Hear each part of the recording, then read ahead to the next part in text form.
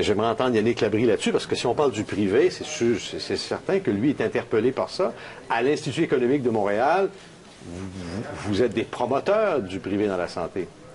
Bien, nous, ce qu'on soutient, c'est qu'on devrait s'inspirer des réformes qui ont été entreprises allant dans ce sens-là dans le reste des pays développés de l'OCDE. Vous savez, dans le rapport qui vient d'être publié par les RIS, on nous montre, en fait, quelques anecdotes comme quoi on recourt un peu plus au privé, mais il y a, à toute fin pratique, aucune réforme laissant beaucoup plus de place au secteur privé, à des mécanismes de libre choix pour les patients, des mécanismes de concurrence. Le financement à l'activité, il n'est pas en voie d'être mis en place ici au Québec. Expliquez-moi. Et ça, c'est une particularité dans l'OCDE. Les 25 pays les plus riches de l'OCDE ont tous cette forme de financement. Mais concrètement, expliquez-moi comment ça marche, ce système-là. C'est que un lundi matin, je m'en vais à l'hôpital pour une intervention X.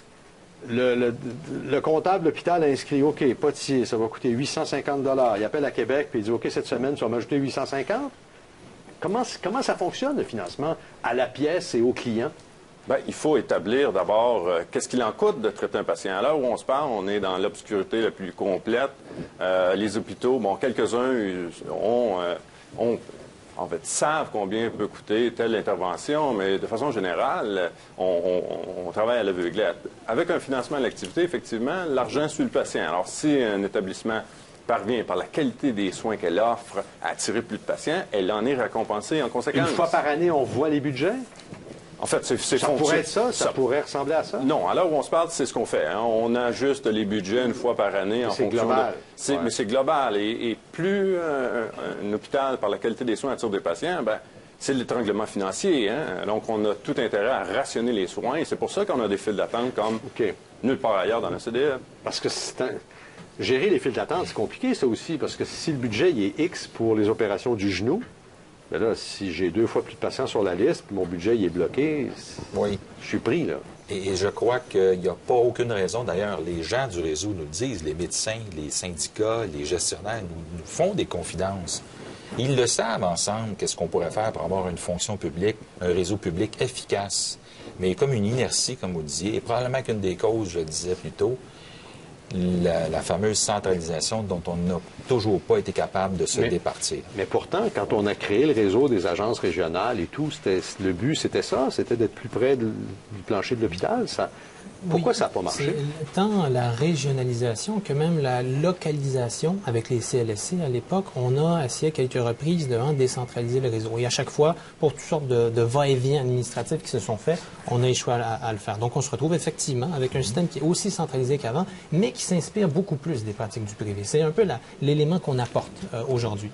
Et une des choses qui est surprenante quand on fait appel à ce type de mécanisme-là, et si on revient sur l'exemple du financement à l'activité, c'est qu'on a besoin de gens, étonnamment. Vous l'avez abordé là, rapidement. Ça prend des gens pour compter au ministère, attribuer une valeur, faire des calculs. C'est un exemple grossier, mais j'essaie de voir comment on gérait ça. Mais vous avez tout à raison. En fait, ce qu'on a observé en Angleterre, quand on a implanté ce mode de financement-là des hôpitaux, on a fait augmenter le nombre de cadres. Parce que ça prend des gens qui calculent. En fait, on a besoin de créer une simulation de marché. C'est ça qu'on a besoin de faire. Et ça prend beaucoup de monde de faire ça. Et c'est pour ça que ce qu'on observe avec des procédures similaires d'indices de performance qu'on développe pour évaluer la performance, on s'est retrouvé avec un nombre de cadres qui a augmenté plutôt que diminué depuis une dizaine d'années. Le ratio dans votre étude, le ratio d'employés planchers, donc par cadre, est passé de 19 à 17,5. Oui. Donc, depuis 2003, alors qu'on visait plutôt l'inverse. Donc, il y a moins de monde sur le plancher par cadre maintenant. C'est pas dans cette direction-là qu'on devrait aller. C'est surprenant par rapport aux objectifs qu'on s'était fixés. Monsieur Labrie, quand vous parlez d'exemples internationaux, avez-vous des exemples concrets de grandes réussites, là, que ce soit privé, public, mais où ça marche mieux globalement pour les patients? Bien, l'Angleterre est un cas intéressant. M. Hébert soulignait que l'Angleterre, le nombre de gestionnaires avait augmenté. Bien, l'Angleterre, vous savez, bon, au Royaume-Uni, vous avez l'Angleterre, mais vous avez d'autres régions du Royaume-Uni qui n'ont pas mis en place des mécanismes de concurrence, qui n'ont pas de financement à l'activité, qui ont encore les budgets globaux comme ici. Et les gestionnaires et les employés administratifs sont 2 fois moins nombreux que dans les autres régions en Angleterre. Et quand on observe les résultats sur le plan de l'accès aux soins, l'attente a diminué d'à peu près 70% depuis 2002. Donc, il y a énormément... en fait, c'est un modèle à suivre, l'Angleterre, là, décidément. M. Brunet, l'Angleterre, pour vous? Bien, écoutez, il y a toutes sortes d'exemples pour faire attention, par parler des contre, Français d'importer aussi. des solutions. Pourquoi? Hein? Quand on a demandé aux chercheurs, justement, qui étaient venus d'Angleterre et d'Australie et de Nouvelle-Zélande, est-ce que dans votre société où on a implanté le réseau mixte de soins de santé, est-ce qu'il y avait une pénurie ou une problématique d'accès aux médecins? La réponse était non. Elle dit qu'au Québec, il n'y a pas de pénurie, mais il y a une problématique d'accès là, qu'on essaie de faire régler avec les fédérations. Alors là, il y a un contexte qui est différent de l'Angleterre. Est-ce que parce qu'on aurait une mixité, que soudainement et par miracle, les médecins se mettraient à se multiplier ou à multiplier la disponibilité qu'ils n'ont pas présentement? Il faudrait répondre à cette question-là avant de penser que l'importation de cette solution-là va régler tous les problèmes au Québec. Mais je ne veux pas sortir du cœur de la discussion, mais ça m'amène à penser, on parle de privé, la multiplication des cliniques sans rendez-vous privés, là, un peu partout au Québec, oui, où les gens paient 100 $ pour voir un médecin tout de suite, c'est une des manifestations les plus concrètes de la solution du désespoir des gens. C'est-à-dire que, oui, je pourrais attendre 18 heures à l'urgence de l'hôpital au public, mais je m'attends, puis je fais un chèque, puis je vais voir un médecin tout de suite au privé. Oui. C'est les mêmes médecins, là. Absolument. Enfin, c'est les mêmes qui ont été formés ici, mais dont certains ont quitté la RAMQ, là. Mais... Oui. Et en 2006, cette possibilité-là de se désengager plus facilement qu'avant avait été invoquée dans le projet de loi 33, puis on avait demandé, nous, qu'un médecin qui se désengage, ce soit pour au moins 2 à 3 ans. Ils veulent vivre le février qui aille et qui en vivent avec les fruits ou les conséquences. Puis qu'est-ce qui se passe en réalité? Là, c'est la discrétion du ministre. Alors, un médecin peut se désengager, se réengager, c'est plus ou moins difficile, et aller là et quand il le veut et revenir dans le public après, à telle enseigne que parfois ça crée de la confusion. Dans votre note économique, vous dites un des problèmes de l'approche privée dans les hôpitaux, c'est l'espèce de gestion là, par objectif, par indicateur de performance. Oui. Où là, il y a des firmes qui suivent les infirmières ou les brancardiers qui disent t'en as soulevé 4 dans la demi-heure, il faudrait que t'en soulèves 5. Qui suivent les travaux avec des chronomètres. Hein, ça a fait les manchettes à quelques reprises, donc on a des firmes privées qui font ça présentement. Mais en quoi ça pourrait pas être bon, ne serait-ce que pour dire, voyez où vous perdez du temps, puis si on améliore ça, on va déjà être mieux? Je vais vous donner un exemple. Il y a d'abord le fait qu'on va accorder, par exemple, du temps à certains traitements. Comme par exemple, on va dire à une personne, un travailleur social qui évoluerait dans le réseau, par exemple, vous avez 19 minutes, 14 minutes pour vous occuper d'un deuil. Hein? Évidemment, C'est pas comme ça que ça marche dans la vie. Non, c'est ça. Et c'est là que quand on reproduit des techniques comme celle, dans ce cas-ci, c'est du toyotisme. Hein? C'est des méthodes inspirées de Toyota, des chaînes de montage. Ça a été développé à cet endroit-là, ça a été perfectionné un peu par Motorola, et là, on s'est dit, voilà, on peut l'utiliser à l'intérieur du système public pour le rendre plus efficace. Donc, à la base, le souci est tout à fait légitime. L'intention est louable. On a voulu améliorer le système, mais quand on ça marche pas? Mais je vous donne un autre exemple. Il y a un intervenant d'un CLSC qui m'a expliqué que lui, où il travaillait, on a voulu augmenter le nombre de pansements faits à chaque heure. Donc, on s'est dit, à partir de maintenant, vous avez un quota où vous devez consacrer tant de temps à faire chaque pansement. Et ils se sont mis à en faire plus. Et à un moment donné, ce qu'ils se sont aperçus, c'est que les gens revenaient parce que leur pansement se défaisait et qui était mal fait. Et quand les chiffres ont commencé à sortir, ils ont présenté à la gestionnaire était satisfaite.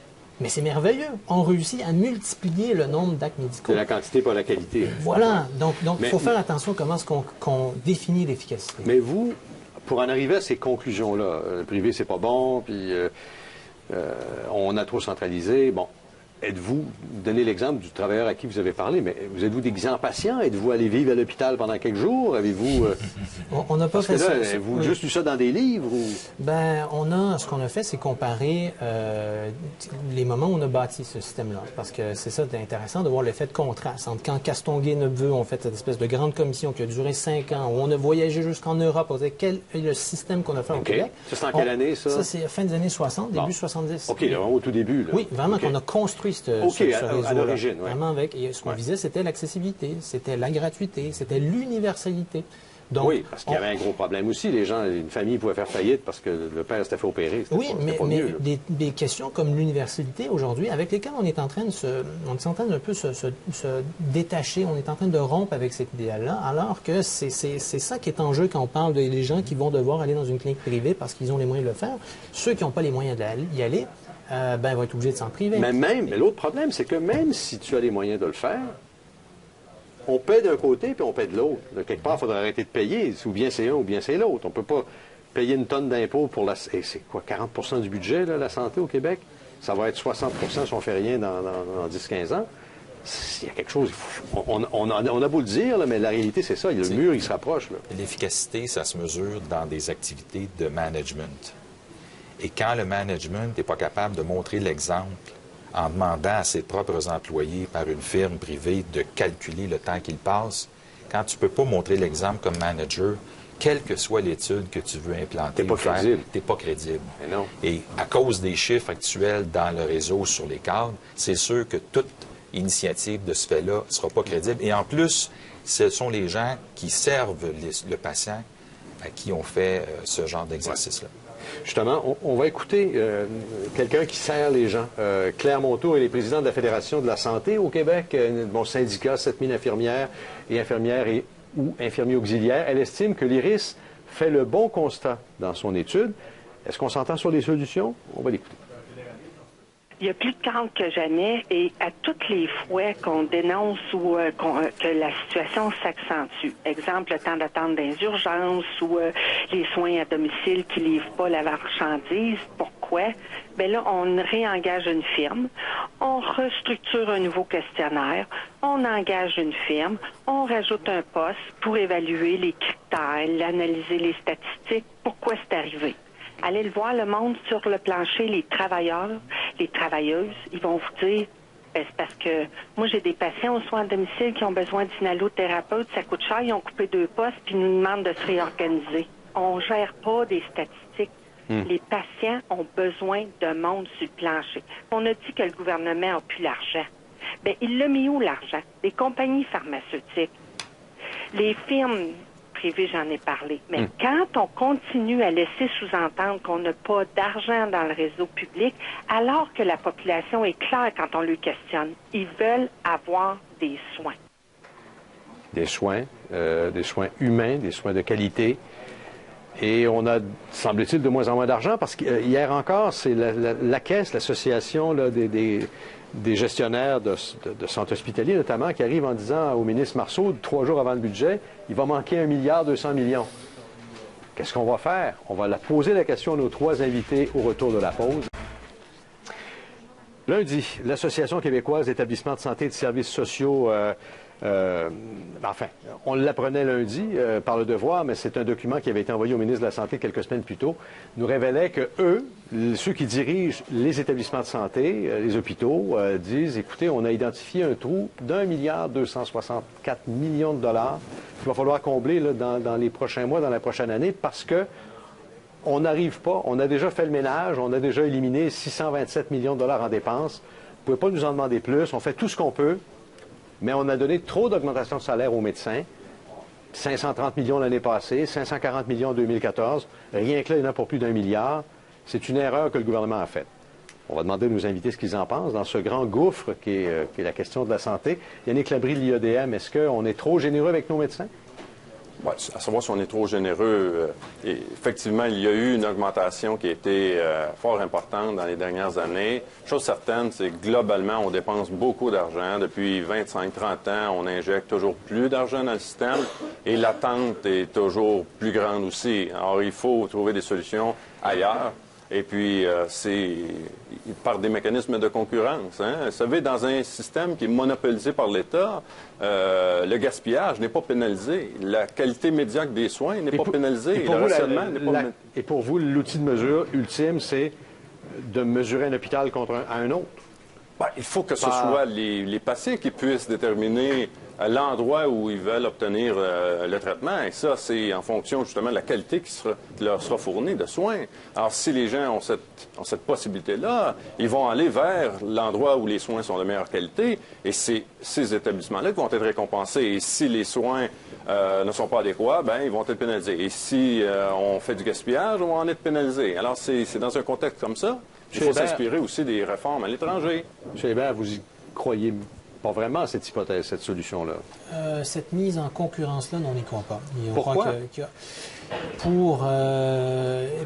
Étant donné que mise en concurrence, c'est dans ce cas-ci, là, si on veut qu'un patient, en donnant qu'on lui présente ça, on dit, ben, allez dans l'hôpital qui sera le plus performant, c'est pas évident pour une personne de déterminer quel hôpital va être le plus performant. Encore faudrait-il qu'il n'y ait pas de liste d'attente, et qu'il puisse se faire opérer le même jour aux deux places. Aussi, et si on trouve que l'hôpital le plus performant, c'est à Rimouski alors qu'on habite à Rouen, c'est pas nécessairement un choix aisé à faire. Puis là, ensuite, c'est qu'est-ce qu'on va montrer dans ces statistiques de performance? Ça nous ramène à ce qu'on disait tout à l'heure. Est-ce que c'est la vitesse à laquelle on fait les pansements? Mais, puisqu'il faut conclure, quelle serait, après ce constat très sombre, votre solution ou vos solutions?